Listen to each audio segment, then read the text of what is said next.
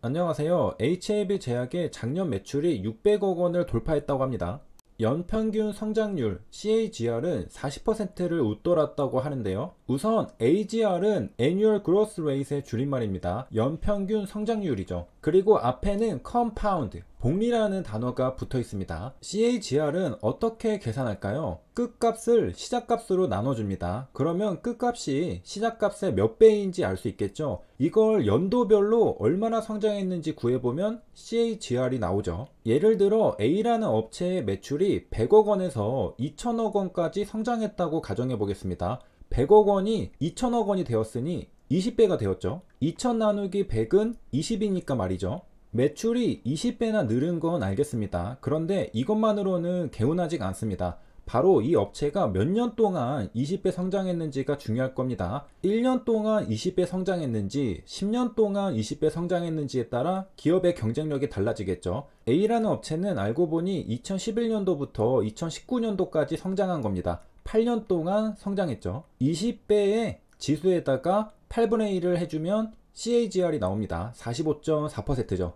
A 업체는 8년 동안 연평균 45.4% 성장한 겁니다. CAGR, Compound Annual Growth Rate를 좀 더 잘 이해하기 위해 직접 계산해 보겠습니다. Compound, 복리라는 것을 잘 생각해 봐야 합니다. A라는 업체는 8년 동안 연평균 45.4% 성장했습니다. 처음에 매출은 100억 원이었죠. 이제 연도마다 1.454를 곱해 주겠습니다. 그랬더니 마지막 연도에는 약 2천억 원이 나옵니다. 딱 2천억 원이 나오지 않은 이유는 소수점 뒤가 잘렸기 때문입니다. 20의 8분의 1은 사실 1.454가 아니라 1.45421호 점점점 이렇게 나가죠. 나비효과 생각하시면 되겠습니다. 실제로는 2천억 원이 나올 겁니다. 뒤에 소수점이 잘려있기 때문에 2천억 원에서 조금 모자라게 1997억 원이 계산되어 나온 겁니다. 실제로 맞는지 확인해 보는 게 더 정확하겠죠.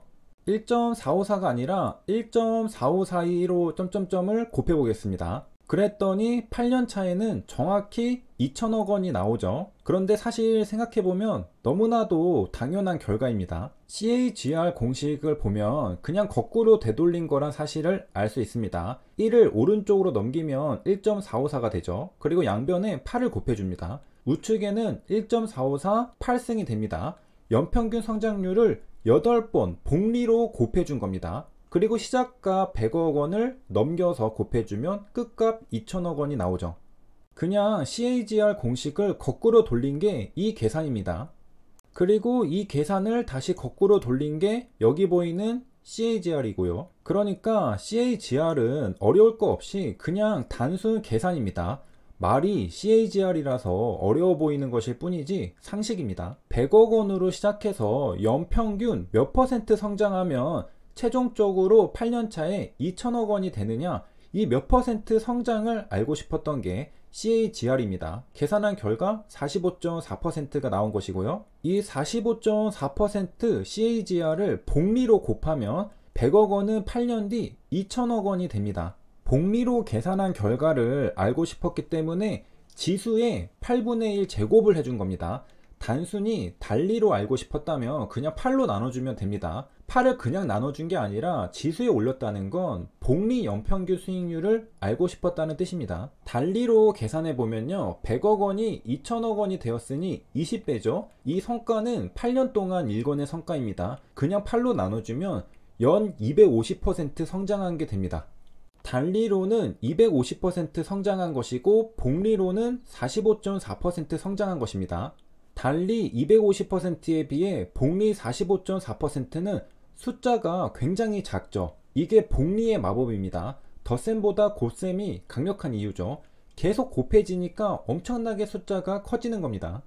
그리고 HLB 제약의 CAGR은 40%를 웃돌았다고 합니다. 우리가 예시로 본 CAGR이 45.4%였는데 그 위력을 체감했습니다. 100억 원이 8년 뒤 2천억 원이 되었죠. HLB 제약의 CAGR은 비슷한 수준입니다. 이대로 유지된다면 폭풍 성장할 수 있죠. CAGR을 40% 이상 유지하면 복리 효과를 엄청나게 누리면서 성장할 수 있는 것입니다. 물론 일정 규모에 다다르면 CAGR이 낮아지면서 성장이 둔화될 수도 있습니다. 정리하면 CAGR의 공식은 다음과 같습니다. TN-T0는 연수이고요. 예시에서 2019년 빼기 2011년은 8년이 나온 것이 연수입니다. 그리고 끝값을 시작값으로 나눠주면 몇 배 증가했는지 알 수 있었습니다. 2천억 원 나누기 100억 원은 20배가 VTN 나누기 VT0입니다. 결국 CAGR은 비기닝 밸런스부터 엔딩 밸런스까지 얼마나 성장했는지 알고 싶은 겁니다. 성장률이 높을수록 기업은 폭풍 성장하기 때문에 이런 폭풍 성장 기업을 찾아내기 위한 지표라는 걸 알 수 있습니다. CAGR이 높을수록 엄청난 복리 효과를 누리며 성장합니다. CAGR에는 한 가지 가정이 있습니다. 바로 모든 이익을 재투자한다는 가정입니다. 아까도 100억 원부터 시작해서 중간에 빼는 거 없이 전부 그대로 성장률을 곱해 주었습니다. 만약 이익을 전부 재투자하지 않는다면 CAGR은 시간이 갈수록 감소할 수 있습니다. 다시 CAGR을 복습하면 엔딩 밸류 나누기 비기닝 밸류를 Number of Years의 역수로 제곱해주면 됩니다. CAGR은 스무딩 하는 데 사용됩니다. 무슨 말이냐? 2018년도에는 30% 수익을 얻고 2019년도에는 7.69% 수익을 얻고 2020년도에는 35.71% 수익을 얻었다고 해보겠습니다. 내가 3년 동안 도대체 평균적으로 얼마의 연평균 수익률을 올렸는지 알고 싶겠죠. 이걸 CAGR로 구하면 알 수 있습니다. 처음 비기닝 밸류가 $10,000, 나중 엔딩 밸류가 $19,000네요. 그리고 3년 투자했습니다. 19,000 나누기 만은 1.9배고요. 지수에 3분의 1 제곱해주면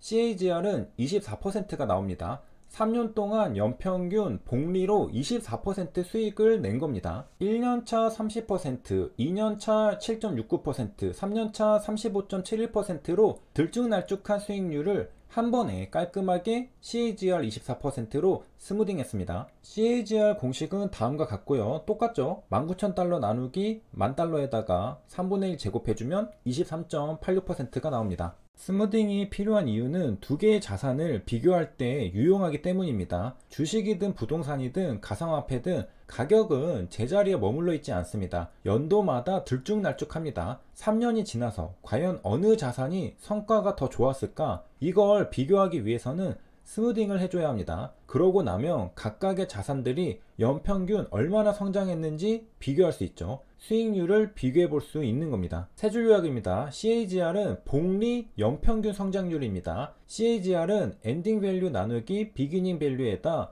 Number of Years의 역수를 제곱합니다. 이렇게 CAGR은 수익률과 성장률을 스무딩합니다. 여기까지 시청해주셔서 감사합니다.